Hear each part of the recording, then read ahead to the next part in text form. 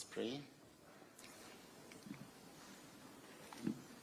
Almighty God, who in your wisdom and goodness has appointed the offices of leaders and parliaments for the welfare of society, good of all human lives upon it, and the just government of its people, we beseech you to look with your abundant favor upon us, your servants, whom you have entrusted with the performance of such important trust in this community. Let your blessings descend upon us here assembled, and grant that we may treat and consider all matters that shall come under our attention and deliberation in so just and faithful a manner as to promote your honor and glory, and to advance the peace, the prosperity, and welfare of this region and of those whose interest you have committed to us. Amen. You may take your seats.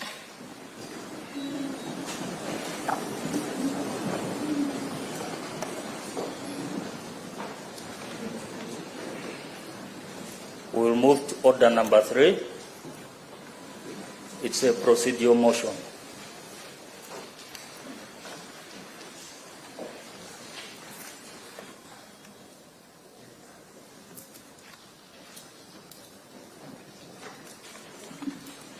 Honorable Mashakangole, to move the motion.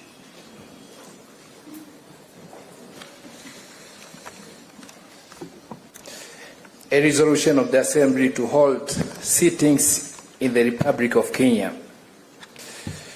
Mr. Speaker, whereas Clause 1 of Article 55 of the treaty provides that the meetings of the Assembly shall be held at such times and places as the Assembly may appoint, and whereas Rule 2 of the Rules of Procedure of the Assembly provide that the seat of the Assembly shall be at Arusha in the United Republic of Tanzania, and whereas Sub-Rule 5 of Rule 10 of the Rules of the Assembly provide that the meetings of the Assembly shall be held at such times and places as the Assembly may appoint, and shall meet at least once in every year at Arusha in the United Republic of Tanzania, and at a time to be determined by the Assembly.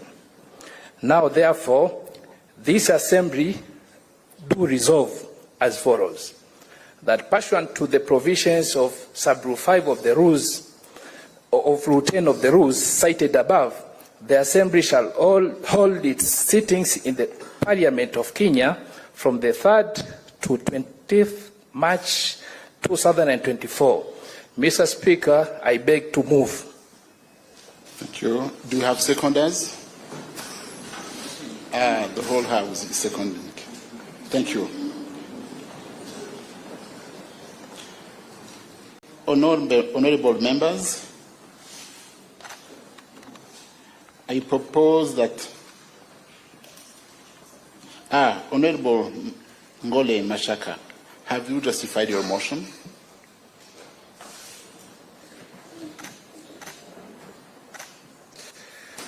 Mr. Speaker, according to the Treaty for the Establishment of the East African Community, Article 55 provides that the meetings of the Assembly shall be held at such times and places as the Assembly may appoint. According to this article, this Assembly is given power to decide on the places and the time for these meetings to be held. I move for the Assembly to decide for the meetings of this Assembly to be held here at the Republic of Kenya, in the Parliament of Kenya. I beg to submit. Honorable members, I propose that this House, pursuant to the provision of Article 55, item number 1 of the Treaty and Rule 11 of the Rules of Procedure, do resolve to hold sittings in the Parliament of Kenya in the Republic of Kenya. Debate is open. Honorable members, I put the question that this House, pursuant to the provisions of Article 15, item 1, number 1 of the Treaty and the Rule 10, item 5 of the Rules of Procedure, do resolve to hold sittings in this Parliament of Kenya, in the Republic of Kenya. Those in favor say aye. Aye. Those against say nay. The ayes have it.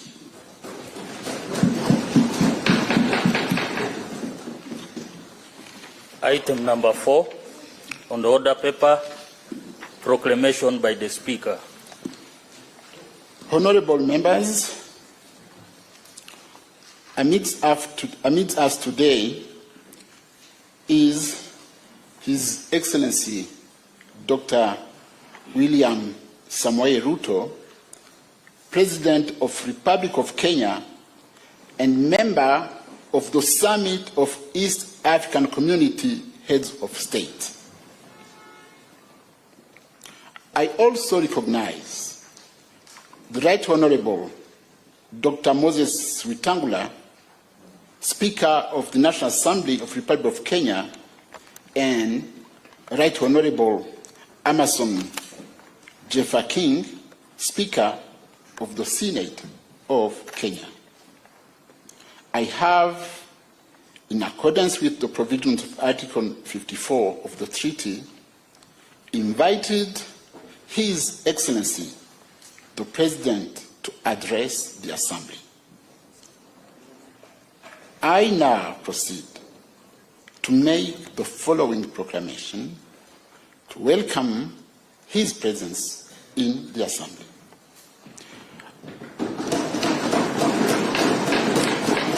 Whereas Article 54, Item 1 of the treaty provides that the Speaker of the Assembly may invite any person to attend the Assembly, notwithstanding that he or she is not a member of the Assembly, if, in his or her opinion, the business of the Assembly renders his or her presence desirable.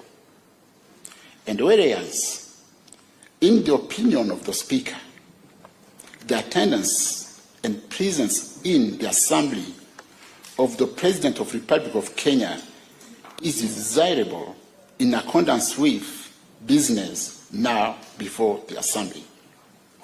Now, therefore, it is with great pleasure and honor on your behalf, honorable members, to welcome His Excellency, the President of the Republic of Kenya, in this Assembly. Given under my hands this Tuesday, 5th day of March 2024.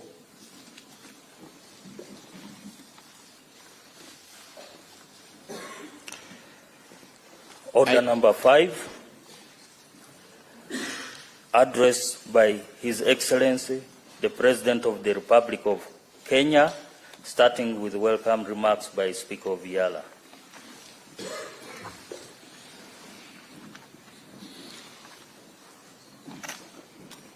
Your Excellency, Dr. William Samoei Ruto, President of the Republic of Kenya, Chairperson and members of the East African Council of Ministers, present here, I recognize the Minister from Rwanda, I recognize the Minister from Kenya, I recognize the Chair of the Council, the Minister from South Sudan, Thank you for being there.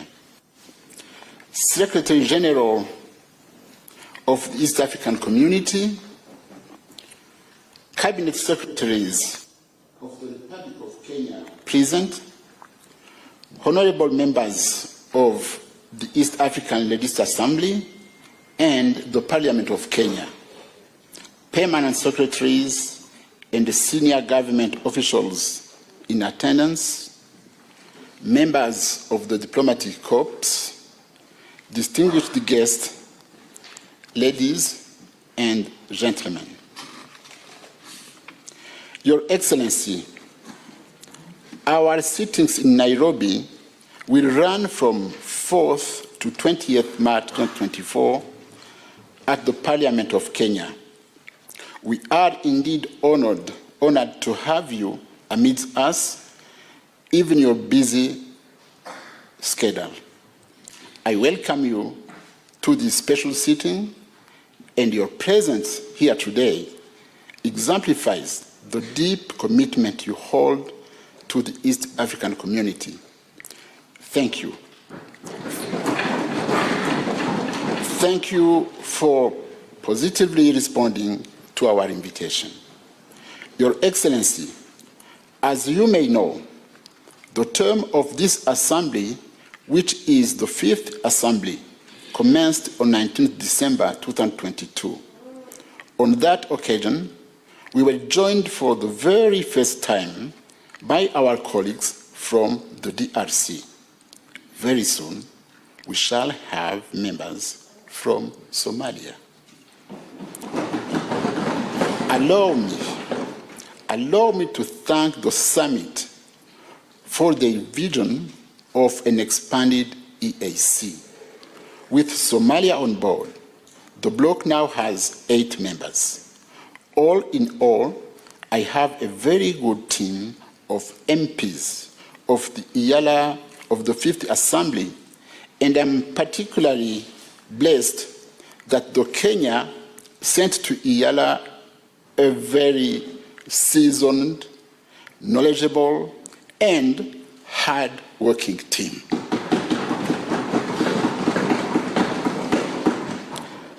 They are led by their chair, Honorable Hassan Omar.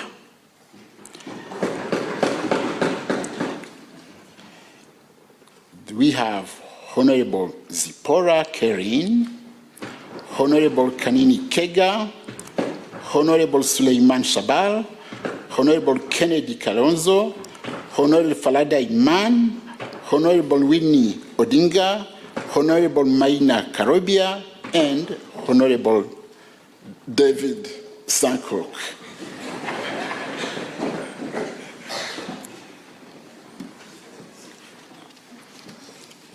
Your Excellency, we also have members from different chapters. I would like to invite the chapter from Burundi to stand up for recognition. Then we have chapter from DRC, Congo. Please stand up.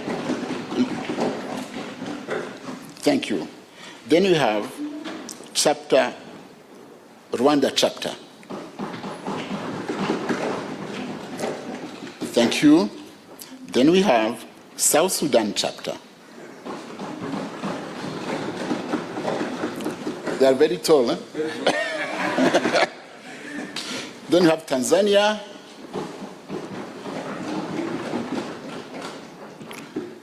Thank you. Then we have Uganda. Thank you. Your Excellency, our sitting in Kenya is based on our desire to bring the Assembly to the peoples of Kenya. This is provided under Article 55 of the EAC Treaty, that the Assembly should have sittings in the partner states. We are therefore grateful to the leadership of the Republic of Kenya for graciously accepting to host us. Special thanks are also conveyed to the Right Honorable Moses Wetangula, the Speaker of the Kenya National Assembly, and the Right Honorable Jeffer Amason King, the Speaker of the Senate of Kenya, for according us very excellent facilities.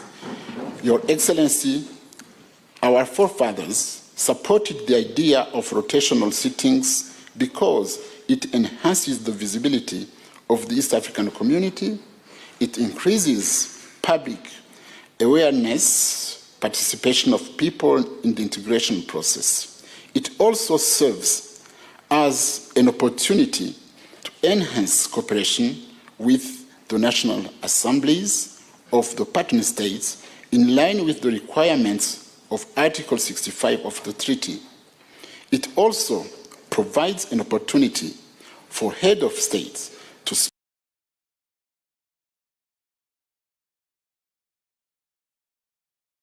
speak to East Africans of the region for a united and prosperous EAC. As EALA, we shall also tap into your wisdom on integration. Your Excellency, during our sittings, we shall consider 5 bills, 8 committee oversight reports, 9 questions to the Council of Ministers, 3 petitions from the EAC citizens, 6 motions for resolutions of the Assembly, and a report to amend the EALA rules of procedure. We shall also engage in joint activities with our brothers and sisters of Parliament of Kenya in order to foster deep cooperation amongst our institutions. We shall also embark on outreach and sensitization of the people of Kenya, particularly through the Kenya Women Parliamentary Association, the Parliamentary Youth Caucus, and interface with Kenyan traders on cross-border trade. Members will also grace the International Women's Day celebrations in Embu County, while some will visit the Maasai community in Narok County. Honorable Sankok, you invited us. Your Excellency, before I conclude, allow me in a special way to thank you in person and the Parliament of Kenya, as well as the ministry responsible for EAC affairs, for being the lead partner state in completing her subscription to EAC by 100% and in a timely manner. I also wish to commend you for your able and visionary leadership, which has enhanced the visibility and the development of Kenya. Under your leadership,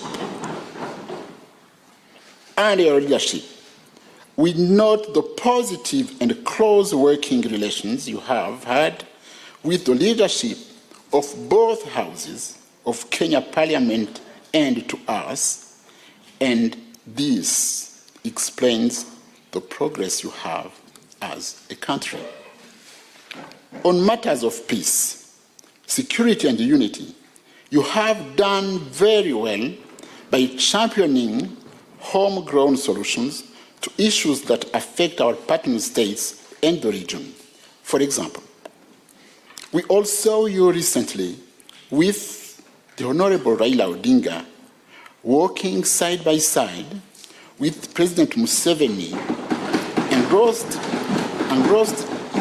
engrossed in deep discussions on how to advance regional peace, enhance freedoms for Kenyans, and work and work for the common good of our peoples. It is only through such that the pursuit of homegrown solutions, even to the DRC crisis, will make our region an invite to all and will spur development. This serves to portray the EAC mechanism for conflict resolution in high esteem. I want to further thank you for the lead you are taking in promoting world peace by taking the mantle of stabilizing countries that are facing insecurity. It is a good move, but not all the external forces may be happy about it because you have rightly challenged the inaction. You can, however, count on EALA, the EAC, and Africa at large for support since these efforts renew your commitment to ensuring peace and security for Kenya, the region, Africa, and beyond. On your calls from reforms of the international financial institutions such as IMF and the World Bank, we are proud to be associated with you with your bold statements calling for reforms to ensure fairness, inclusivity, equity, and equal opportunities for developing nations like those in our region, who continue to be impoverished and marginalized by the developed world through these institutions. The debt cycle they put us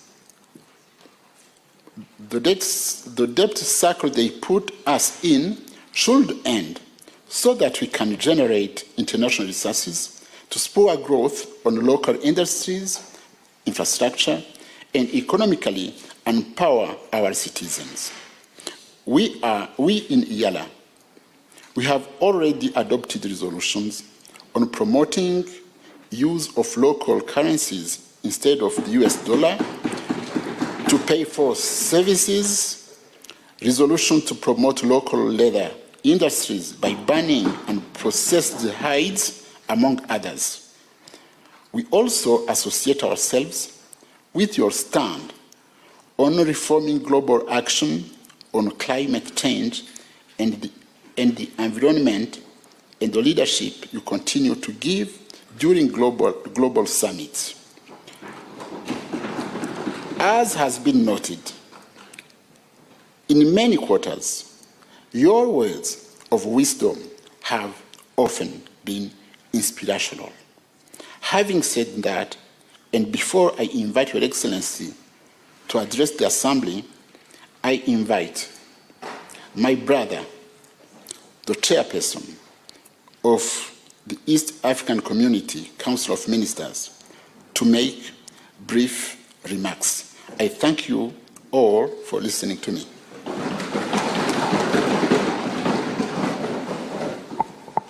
I'm very short. Thank you very much, Your Excellency, Dr. William Samoei Ruto, President of the Republic of Kenya,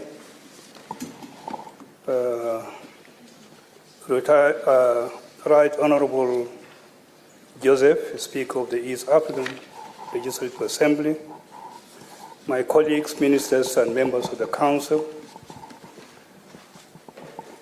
Honorable Dr. Peter Thiuki, Secretary General of the East African Community, all honorable members, ladies and gentlemen, all protocol observed.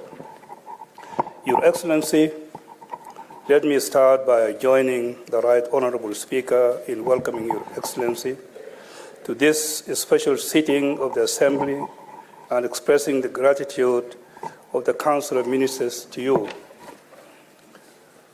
for finding time in your very busy schedule to address the Assembly. Your Excellency, I bring greetings from the Chair of the East African Head of State Summit His Excellency Salva Kiir Mayardit and register his commitment to a peaceful community and as demonstrated by his ongoing consultations with head of state in the region with view to ensuring a stable and peaceful region.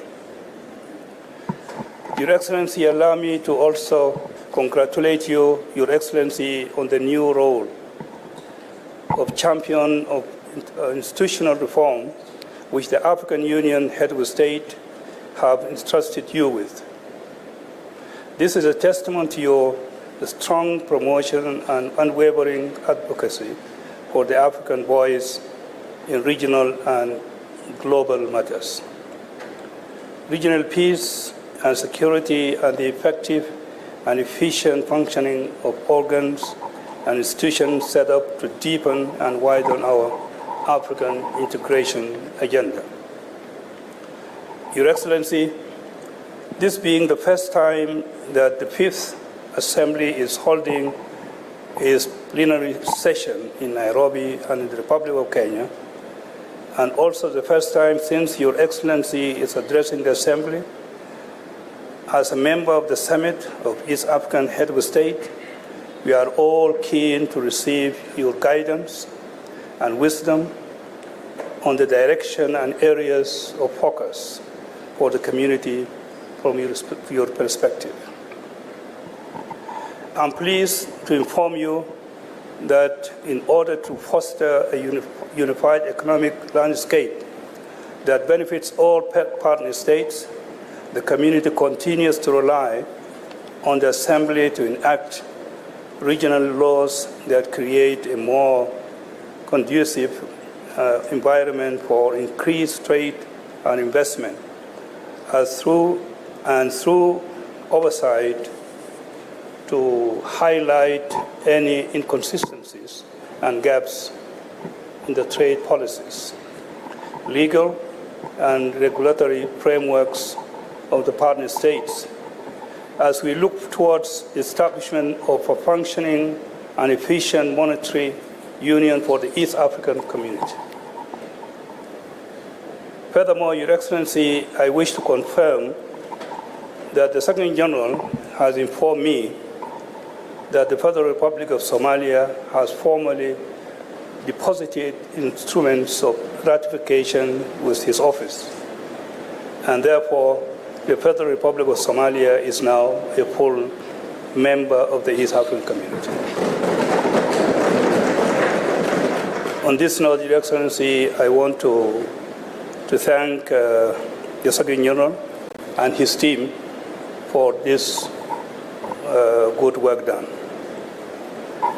As a Council, Your Excellency, we are looking toward the Assembly to inform policy decisions we continue to seek for prosperity for our people in order to enhance the East African community integration agenda. And where necessary, we shall make recommendations and seek the guidance of the East African Summit of the State. Your Excellency, as I conclude, we are grateful to the Summit of East African Head of State for adopting a sustainable funding model to stem the financial challenges and community has been facing largely through none or delayed remission of contributions to the budget of the community by partner states. And once again, Your Excellency, I thank Your Excellency for agreeing to address the community through this special sitting of the Fifth Assembly in Nairobi. Thank you very much.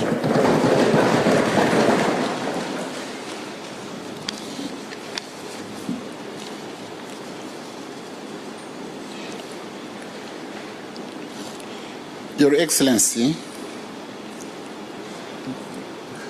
before I invite you to address the Assembly, I would like to recognize in this chamber the following dignitaries.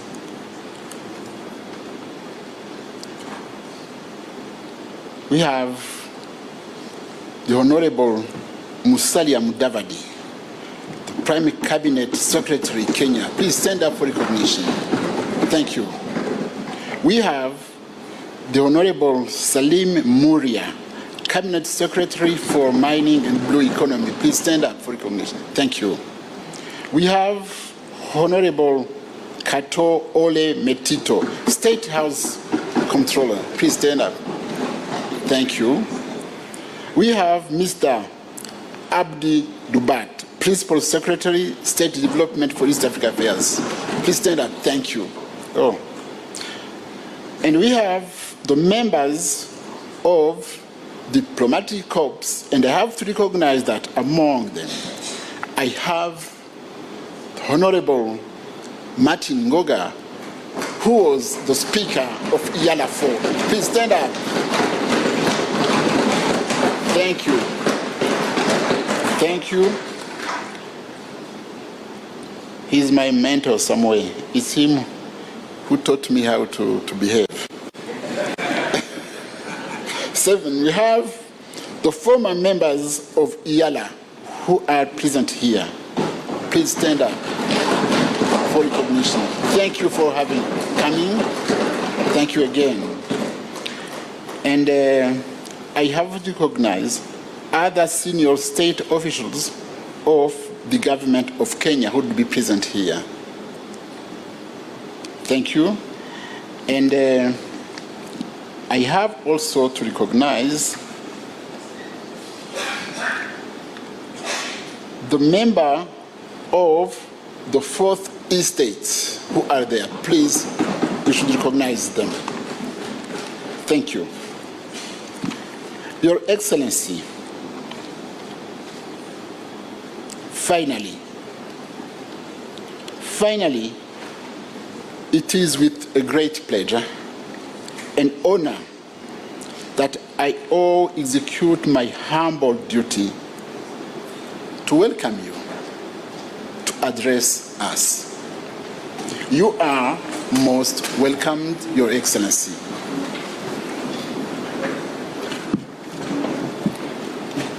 Thank you very much, Mr. Speaker. Thank you, Your Honourable Excellency. members. Thank you. You may take your seats.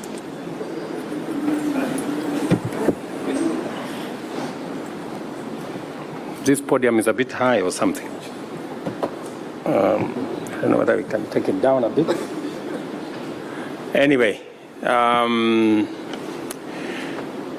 Honourable Joseph Ntakuri Timana, Speaker of the East African Legislative Assembly.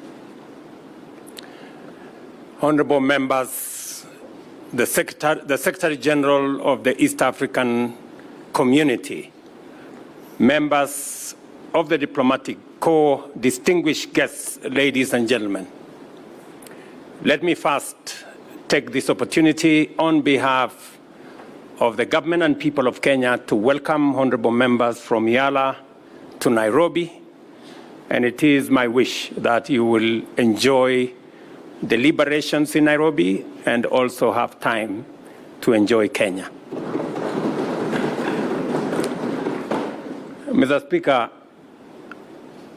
let me apologize because I have been away from Parliament for now more than 10 years. And I found myself doing the wrong things. Because when it was time to applause, I found myself clapping. And I know that is not the tradition in Parliament. I had to remind myself. But I am delighted to join this august assembly today to preside over the official opening of the third session of the 5th East African Legislative Assembly, and to have the honor of welcoming you back to our Parliament chambers in Nairobi after 6 years. It is immensely gratifying to note that the work of intensifying the integration of East African community has proceeded at an encouraging pace, so that while much remains to be done for us to accomplish our aspiration, the progress we have made has taken us closer to it incrementally. It is no overstatement to acknowledge the contribution of this Assembly towards making this progress possible. At the beginning of this session, it is appropriate to reaffirm our collective devotion to the constitutive aspirations of our community and therefore the objectives of East African regional integration. There is no denying that our vision to be a prosperous, competitive, secure, stable, and politically united East Africa is taking shape at a higher rate than before. The ultimate aim of this noble enterprise is to transform and translate economic, political, and social, as well as cultural integration into a positive impact on the well-being of every citizen of East Africa.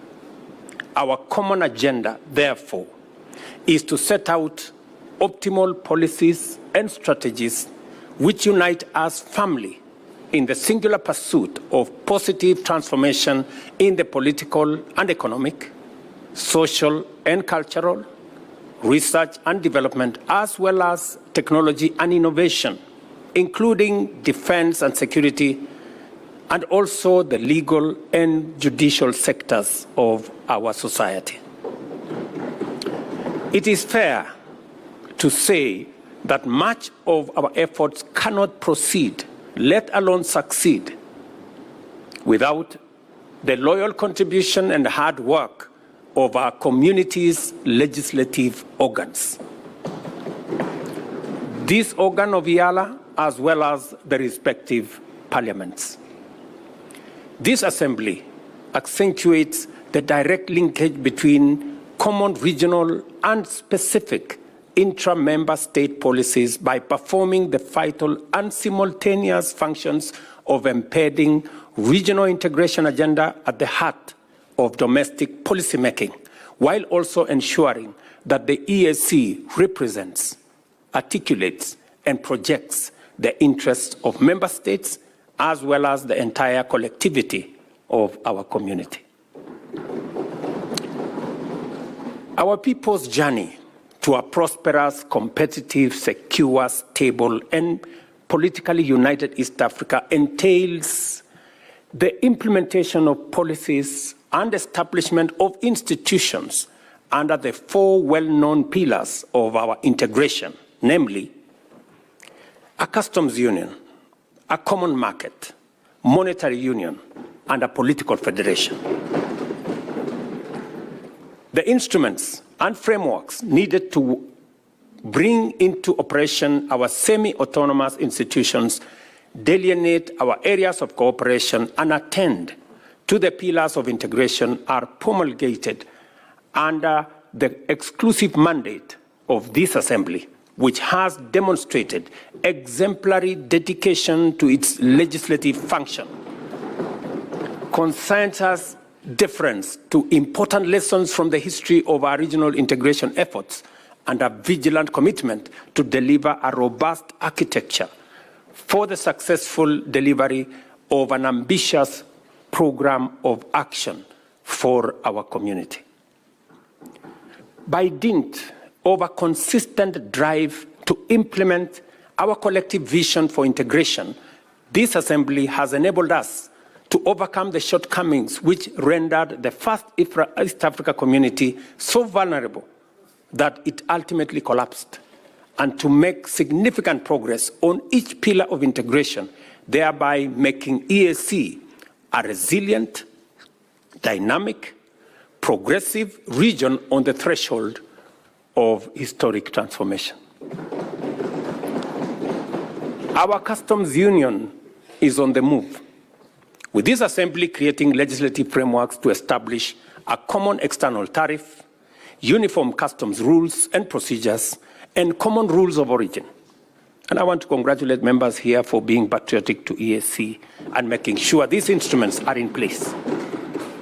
These frameworks also provide for the elimination of non-tariff barriers and the implementation of a single customs territory, one-stop border posts, as well as the facilitation of the development of regional and national trade information portals.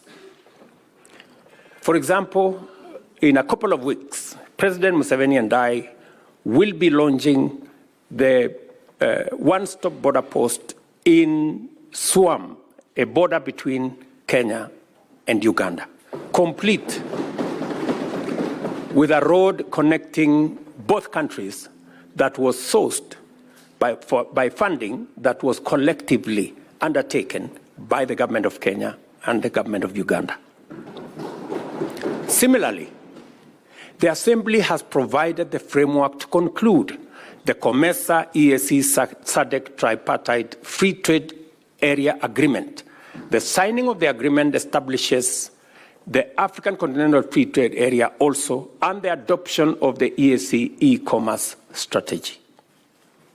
As you are aware, the bringing together of the tripartite agreement will bring 27 countries into one common market with a GDP of approximately $750 billion. That will make it possible for East Africa, parts of North Africa, and the whole of South Africa to trade together and to eliminate trade barriers that consistently stand in the way in our quest to enhance and expand business, trade, enterprise in our region. Consequently, the turnaround time for trucks has reduced significantly along all our transport corridors, and the clearance in time at border crossings has reduced by 84%, making trade more efficient in our region. This is why intra-EAC trade holds the highest position among trading blocs in our continent at 25%.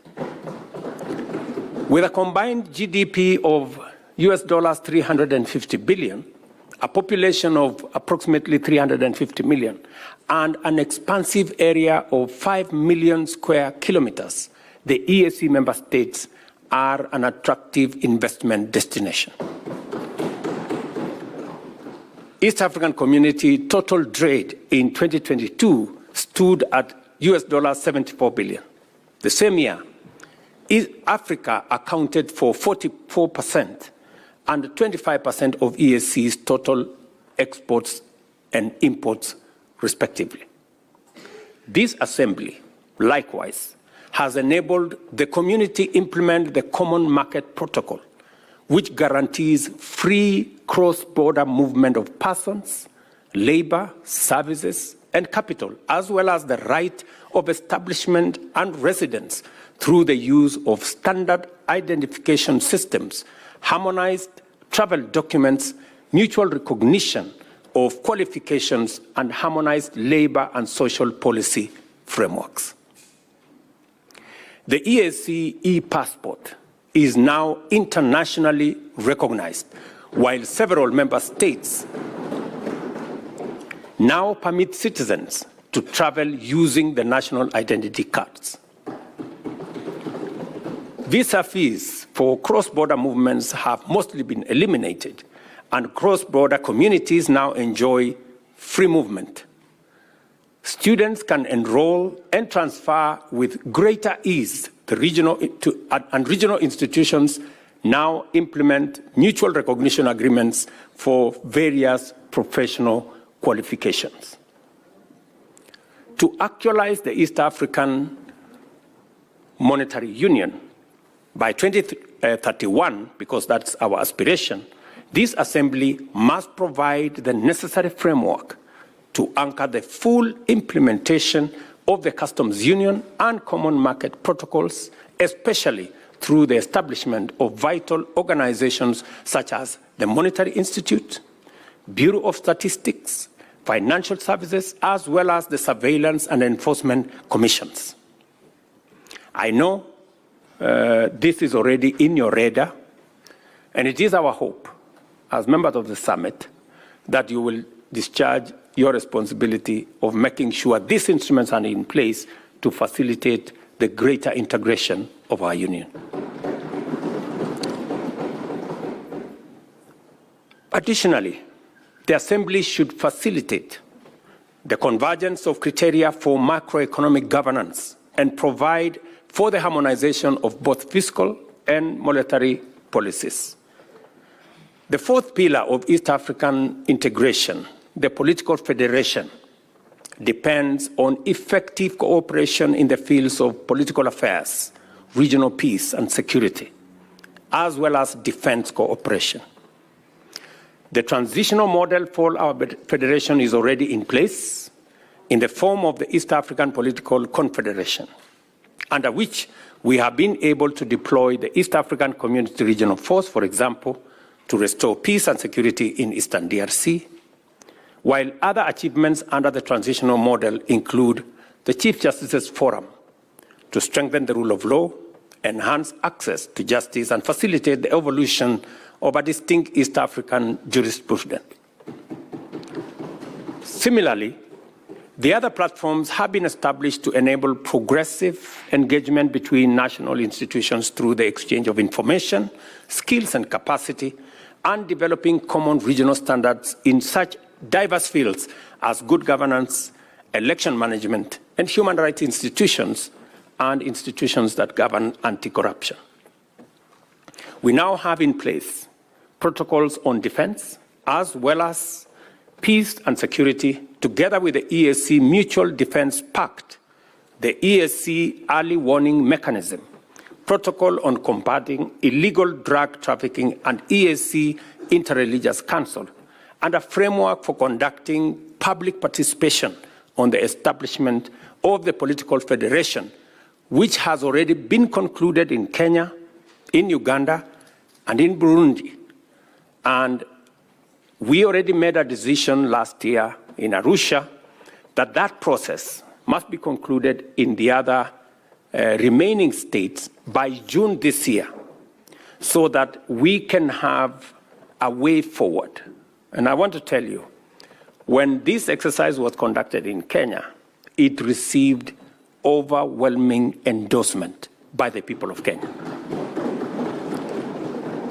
It received a similar endorsement in Burundi and in Uganda.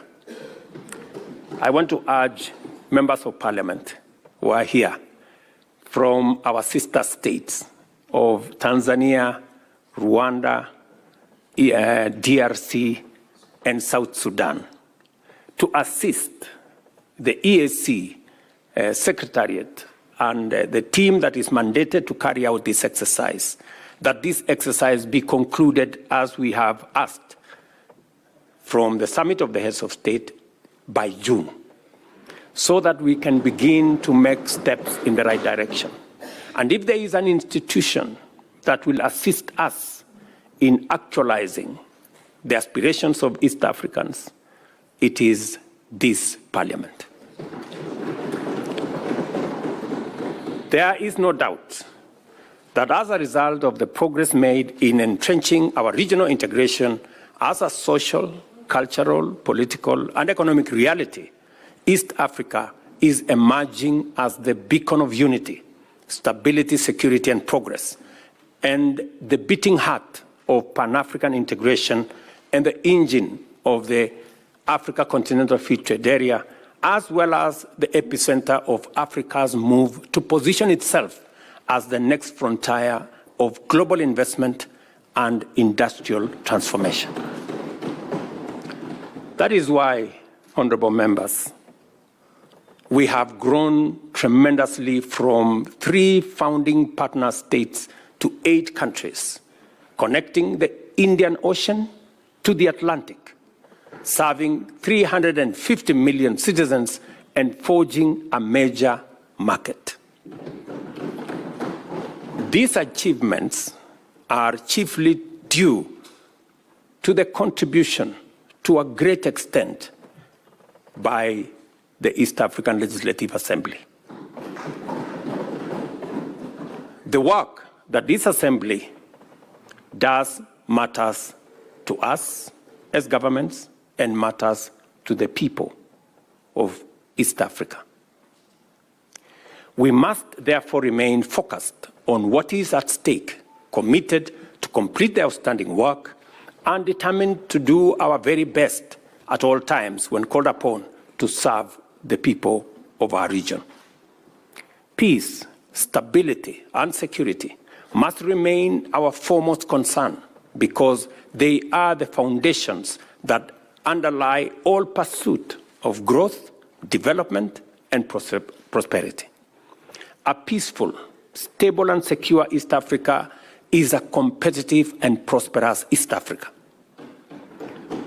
As we work and as we continue to work on such challenges to the growth of trade and investment as persistent on non-tariff barriers, distracting and costly trade disputes, conflicting tax regimes, weak enforcement, and inadequate resources, we must also take seriously the fundamental shortcomings to our agenda that is low involvement of the private sector, even as we prepare to get and stay on top of emerging threats in the digital space as well as climate change.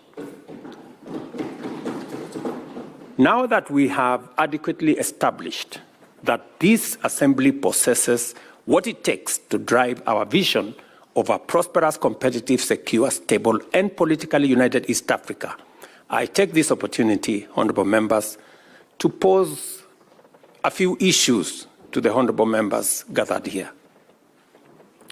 It is important for us to lay a strong foundation for East Africa to make a transformative contribution to Pan-African integration and the emergence of the Africa Continental Free Trade Area as the next hub of global investment, trade, and industry.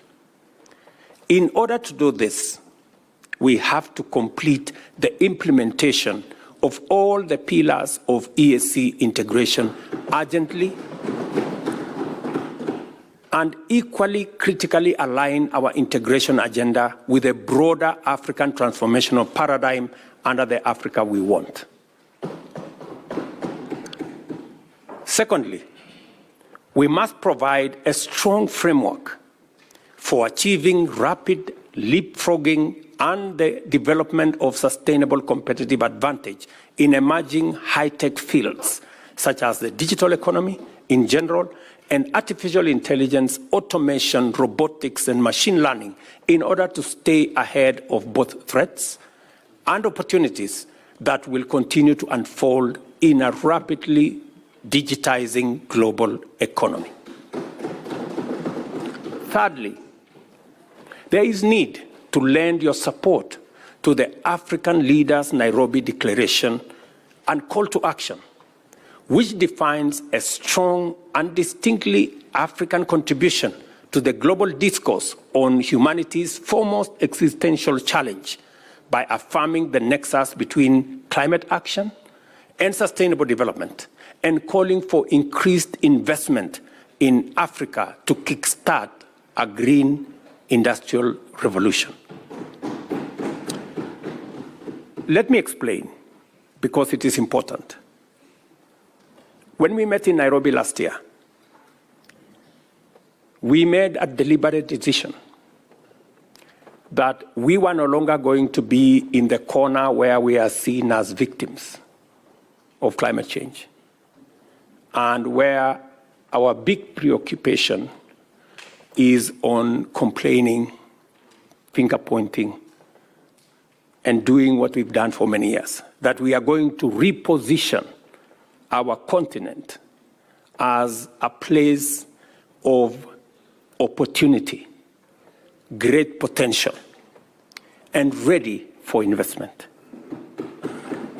Because indeed, it is no longer tenable for us to continue wearing the badge of conflict and disease and poverty when in our borders we have the largest deposits of mineral. In fact, 30% of world natural minerals and natural resources are in our continent.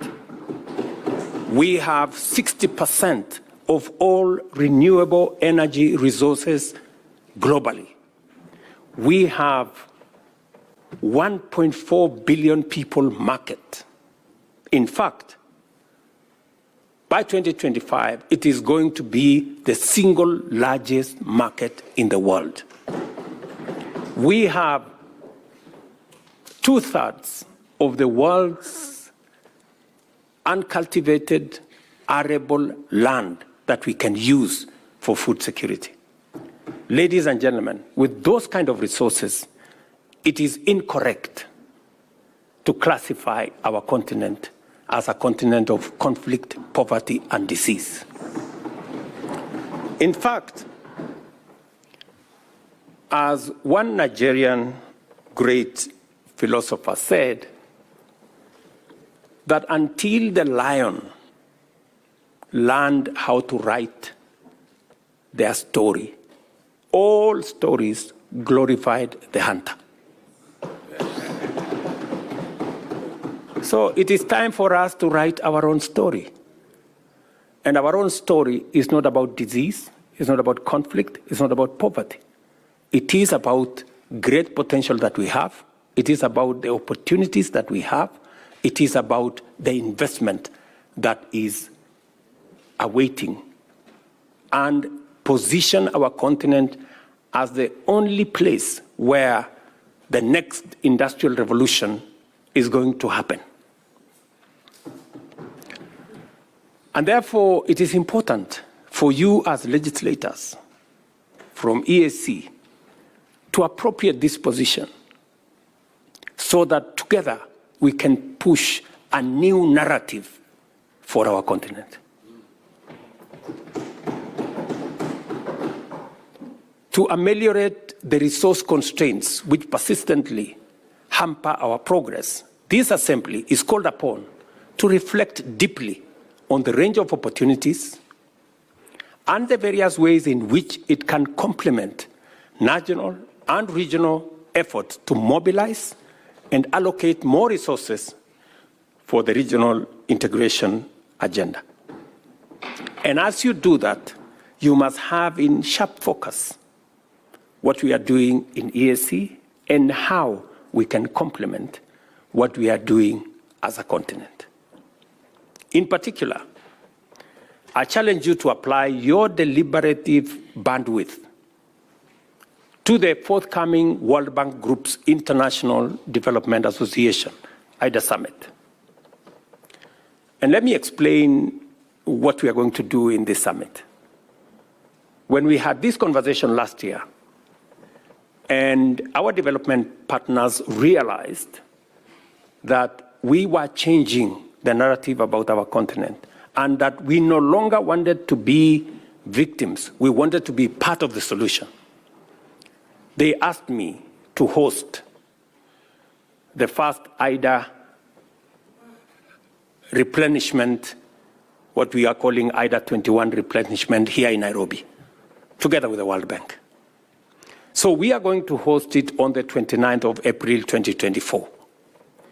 And what is the conversation?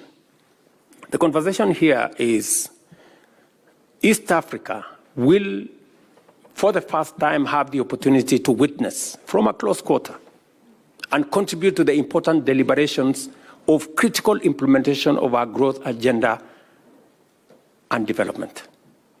At this event, African leaders, including many from the global south and low-income countries, will articulate a strong case for an ambitious and robust 21st replenishment of IDA, which is the largest source of development assistance and donor funding for basic social services for the world's 75 low-income countries, and to support economic transformation, especially in Africa and throughout the global south. So let me contextualize this. You know, we have two fundamental problems. And that is why many of our countries are struggling with the debt. Two fundamental problems. Problem number one is debt management. The kind of debt infrastructure that we have has very short grace period, has very short tenure, and therefore it becomes very difficult to undertake any meaningful development.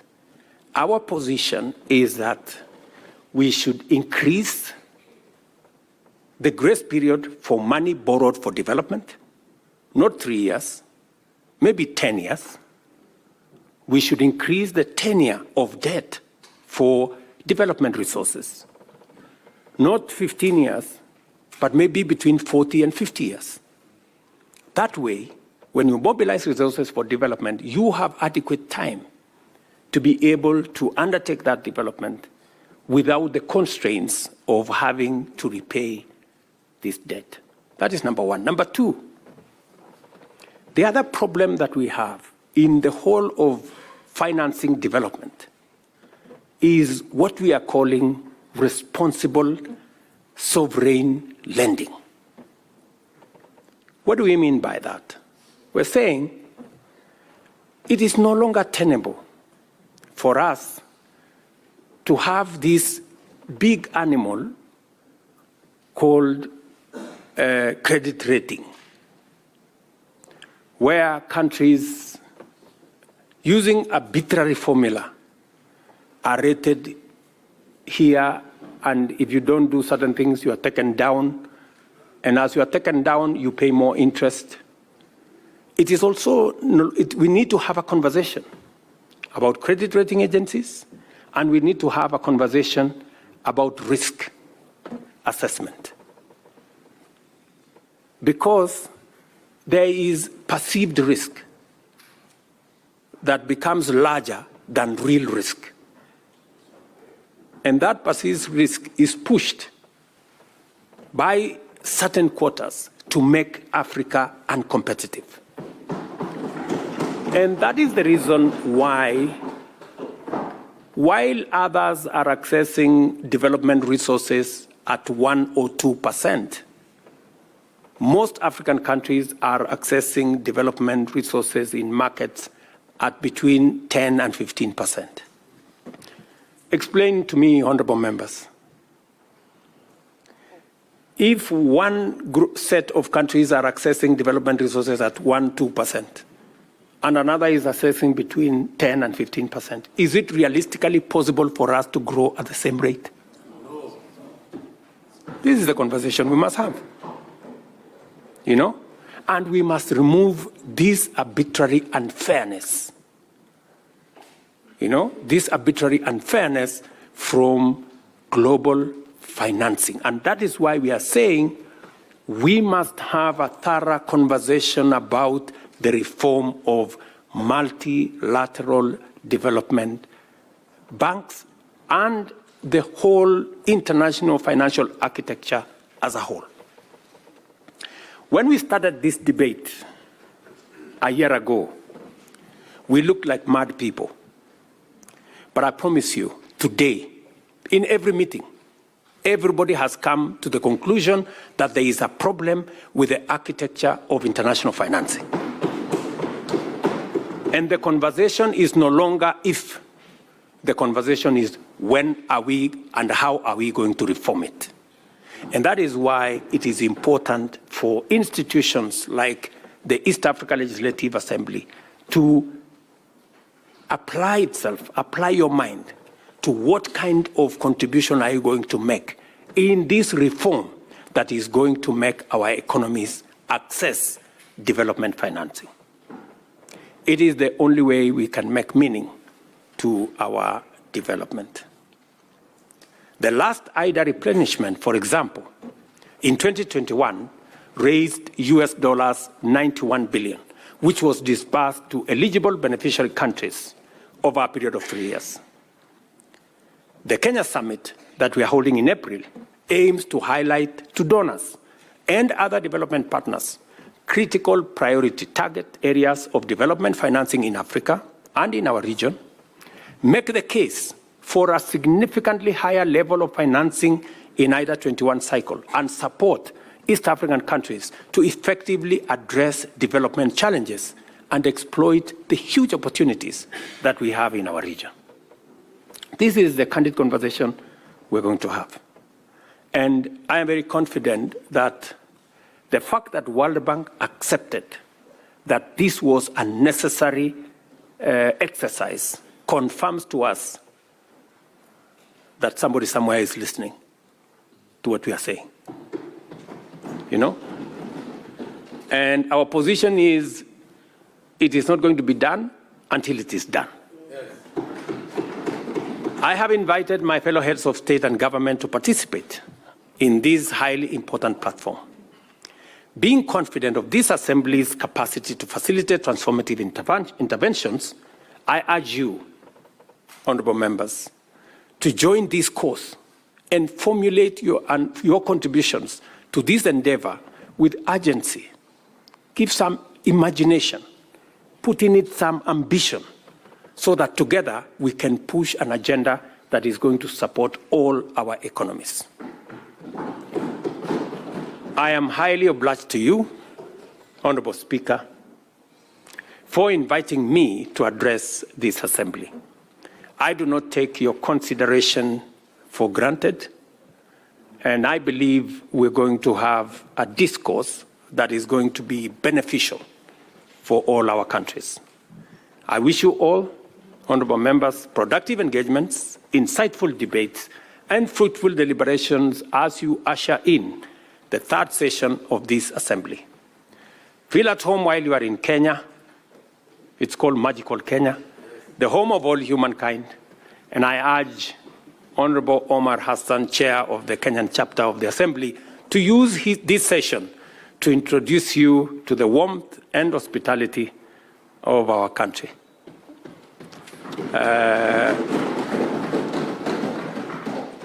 And I urge you, Honorable Hassan, to make that only in places that are licensed.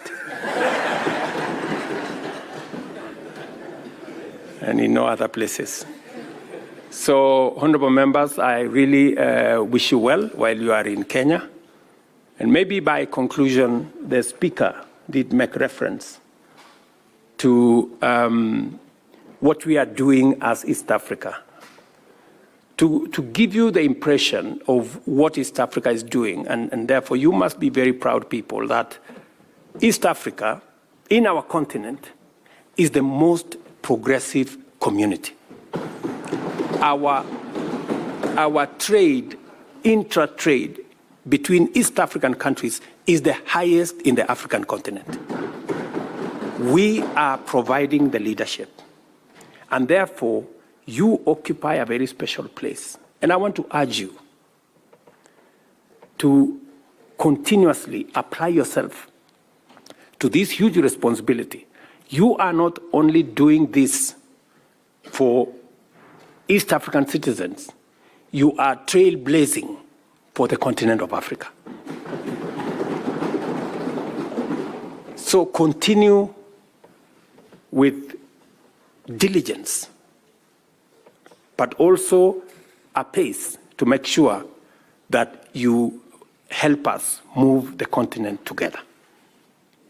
It is the reason, for example, why, as members of the summit in East Africa, as you're all aware, the chair of the AU is coming up next year as the term of Musa Faki, our current chair, comes to an end. It is going to be the turn for East Africa to provide the chair of the Africa Union.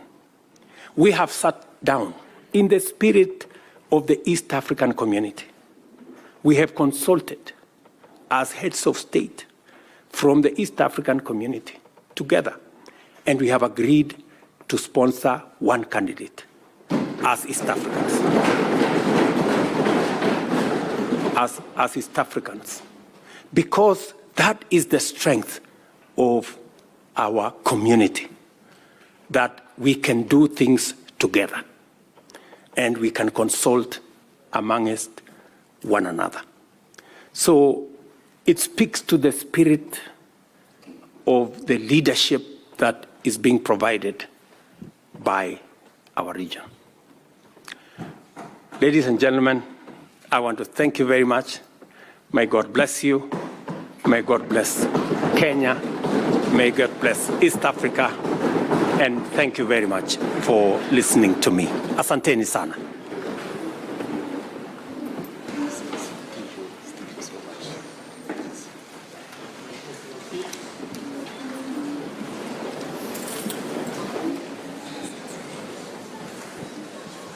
We move to order number 6,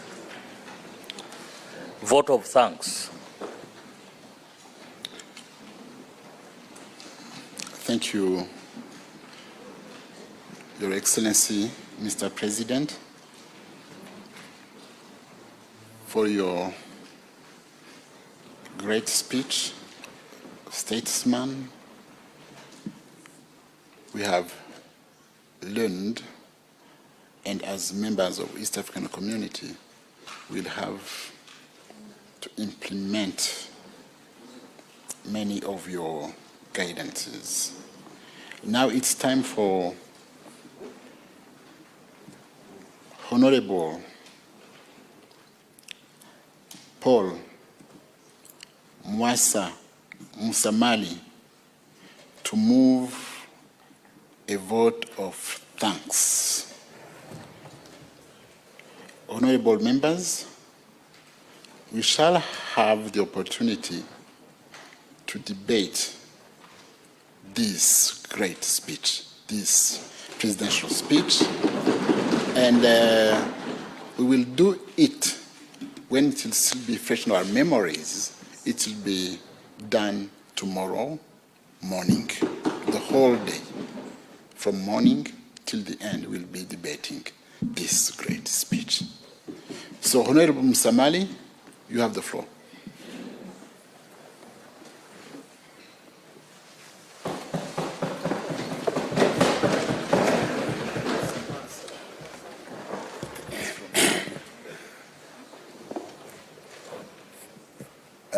Your Excellency, the President of the Republic of Kenya and a member of the East African Community Heads of States Summit, Mr. Speaker, allow me, in the interest of time, to stand on the protocol as you already observed. I also want to take this opportunity, Mr. Speaker, to thank you and the members of IALA for entrusting me to move this vote of thanks. Your Excellency, as already mentioned, my name is Paul Musamali. Among your people, where I come from, that is the Bukusu of Uganda. They say that when a big drum sounds, the small one cannot be heard. Now I'm conflicted because you have sounded a very big drum. But let me seek your indulgence and permission, because of this wonderful and elaborate speech you have made, you allow me sound this small drum to thank you for this very important speech.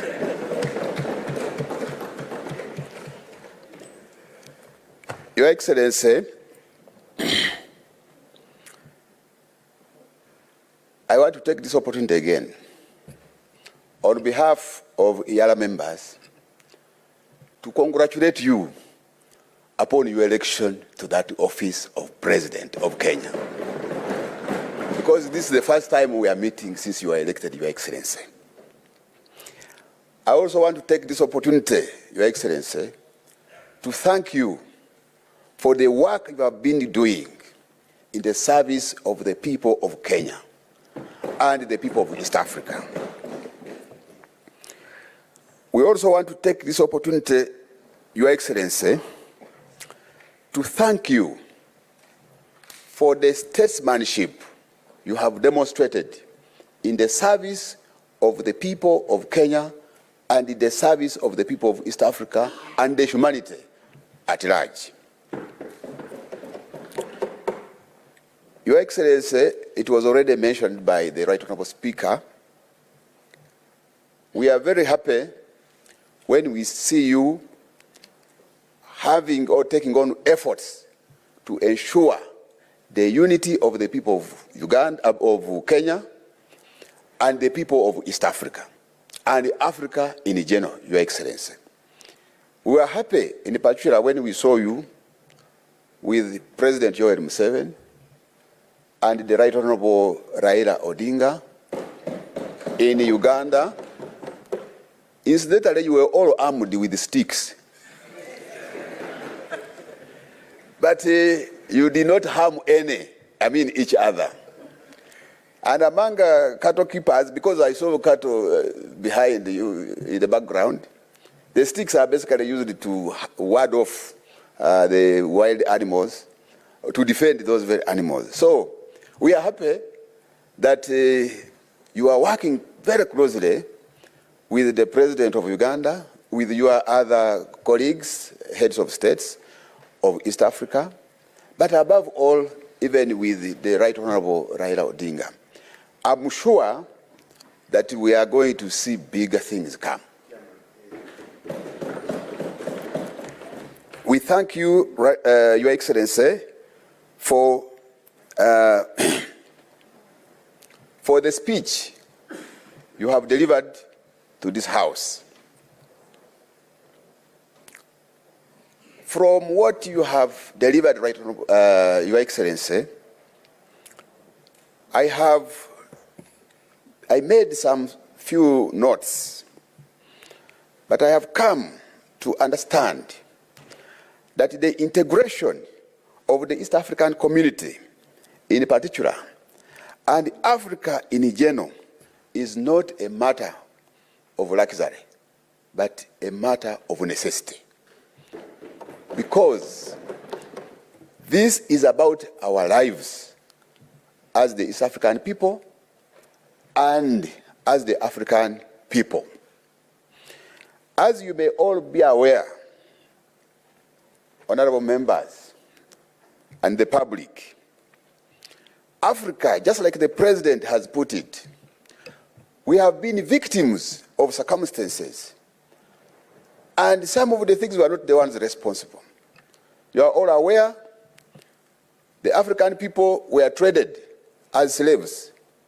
We were herded as goods, as if we were cattle, into the markets.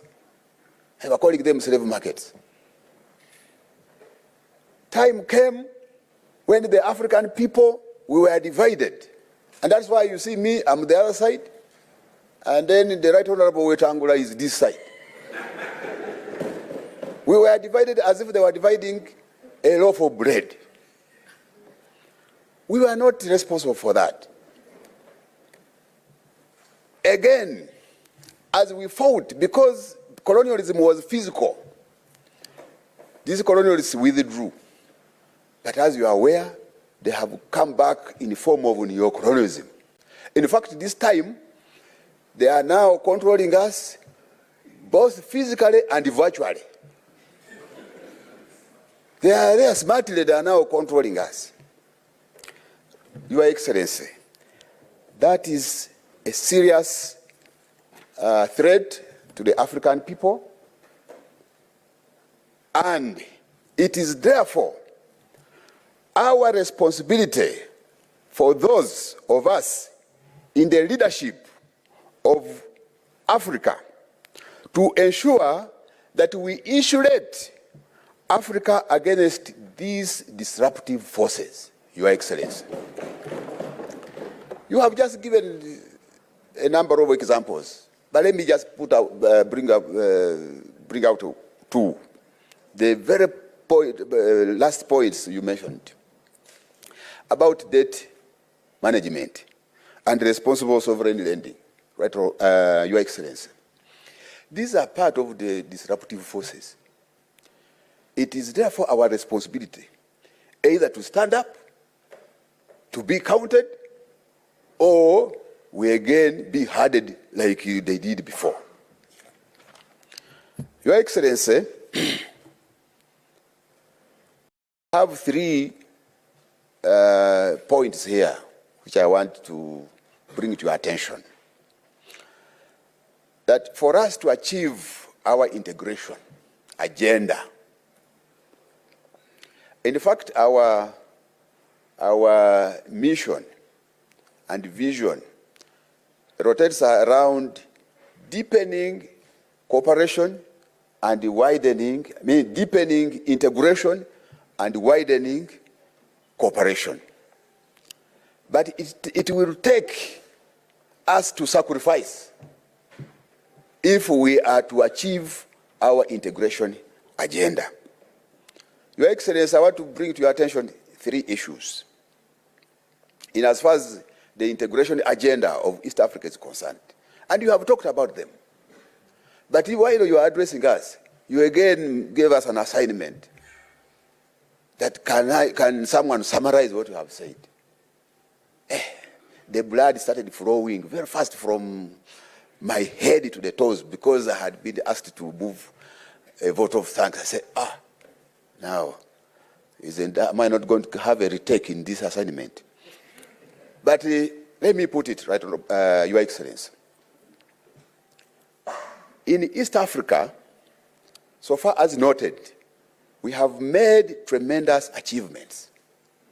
But if it were a child, we haven't started even crawling. This child is just starting to sit, and that's where East Africa is. One of the challenges which we have, right, Your Excellency and Honorable Speaker, is about funding to the community. Funding to the community. Your Excellency, I'm now serving my 2nd and last term in Yara. For us, we have only 2 terms, if you are lucky to be re-elected. When we joined in 2017, each partner state was contributing $8.3 million to the community. Now, as we talk, and even that money is not enough. As you are aware, some countries will pay on time, and others will pay later, and others will start again demanding them after 2 or 3 years to pay. So meaning that even in the community budget is affected by the funding mechanism. But I want to take this opportunity, Your Excellency, to thank the Republic of Kenya and to thank you, Your Excellency, because Kenya has always been at the forefront in terms of funding, disbursement of the funds to the community. As we talk now, Kenya has already contributed 100% of its share, right, Your Excellency. So we thank you. But as we talk, this money has come down from 8.3 about 6 years ago to 7.8 million, 7.3 million. Now, Your Excellency, are we going ahead or we are driving in reverse? Because as we talk, we are even having more institutions and organs being created. And you have just tasked us here to ensure that those laws for fast-tracking the monetary union, we are able to do them. And in those laws, they are supposed to create institutions, for your information. Now, we are reducing the budget. Now, Your Excellency, what we want to bring to your attention as a member of the summit is that reconsider. We are aware that there is a sustainable funding mechanism that has been proposed, but still when you analyze it very well, it is just looking at how to generate the 7.3 million to go to East Africa, but not to increase.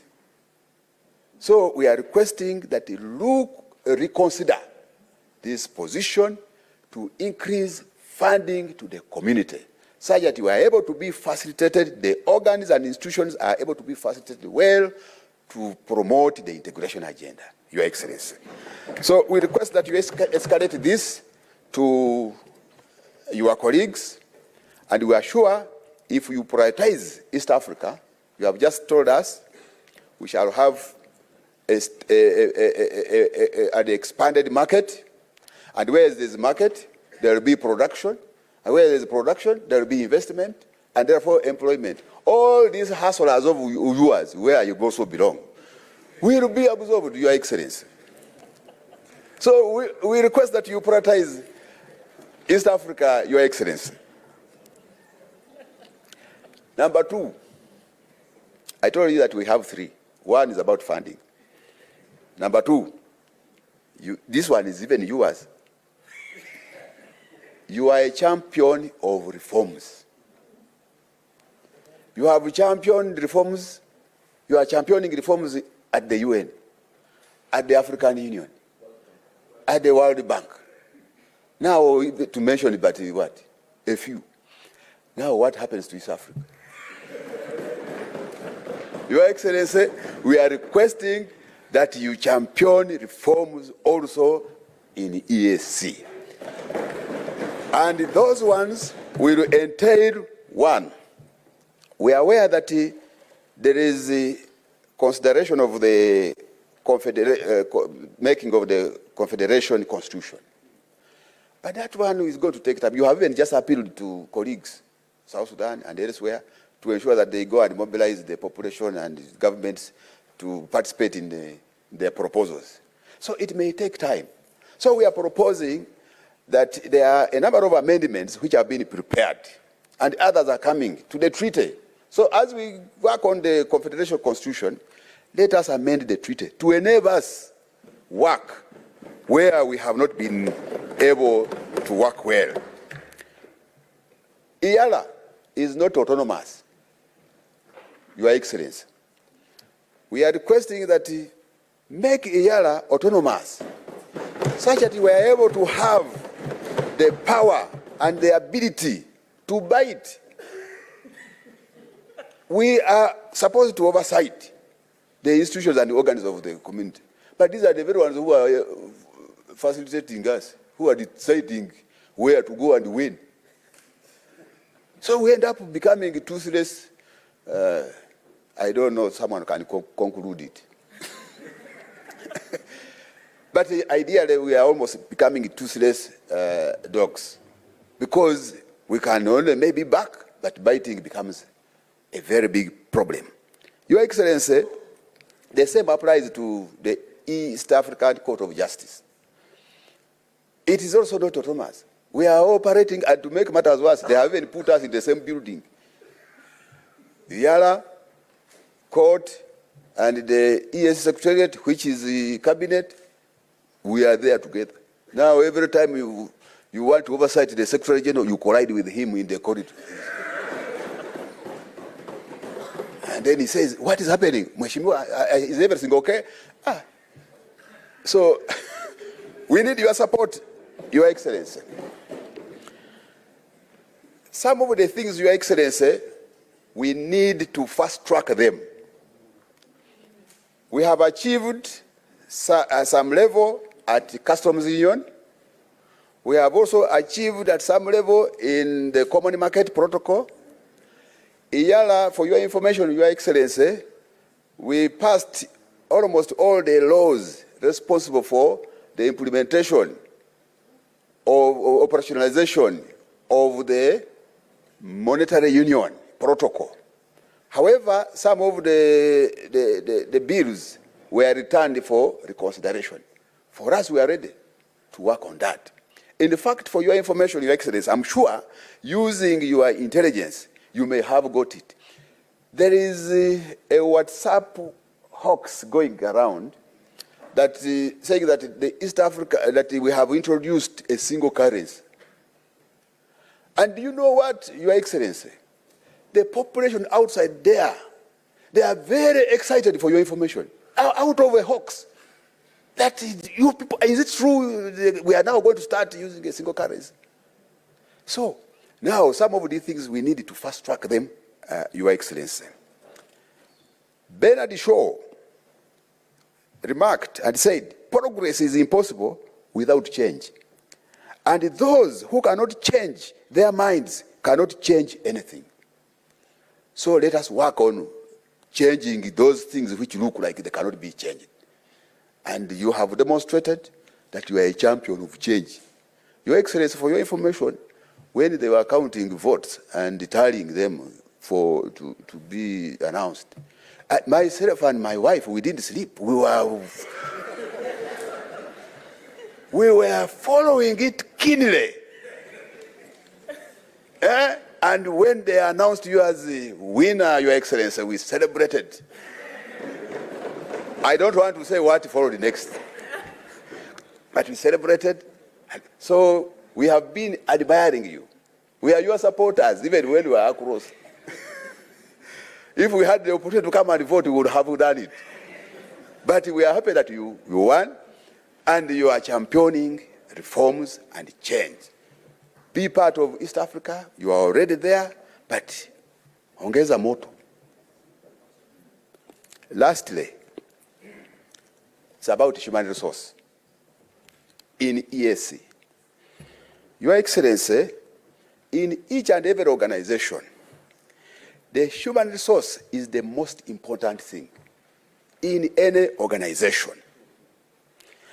And I want to bring this to your attention, that there is a need for all of partner states' governments to ensure that when you are deploying people in the service of the community, it should be people who are ideologically oriented and clear about the mission and the vision of the East African integration agenda. Otherwise, if we just deploy for the sake, or if we don't pay attention to whoever is being deployed at EAC, right from the Secretary General to the lowest cadre, Your Excellency, we risk employing merchants. They are just going there to look for money. We risk employing corrupt people. They will go there and they start squandering, the very dwindling support which is going there, it will still be squandered. We also risk, in as far as East Africa is concerned, we also risk deploying collaborators. When we were being colonized, even when we were being traded as slaves, we had our own African people who were collaborating and working as agents of slaves. Going in the countryside, collect people to the slave market. Then in collaboration, others worked together with the collaborators, and with the colonizers, and we were colonized. So that is the same at the community. Today, Your Excellency, and the Secretary General is the focal point, is the center, is the accounting officer in the community. And the current holder is you, Mr. President. So I want to implore you, Your Excellency, that you take keen interest in ensuring that the Secretary General delivers to the expectations and aspirations of the people of East Africa. Thank you very much. May God bless you and bless East Africa. One people, One destiny. That is the slogan that guides us, Your Excellency. Thank you very much.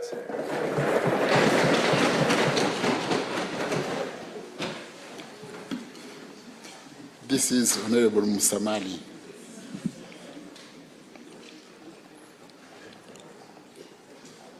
Your Excellency, honorable members, before adjourning, I would like to remind you that we'll have a group photo session shortly after this sitting. The protocol will guide how to make it. And now, I adjourn this special sitting sine die.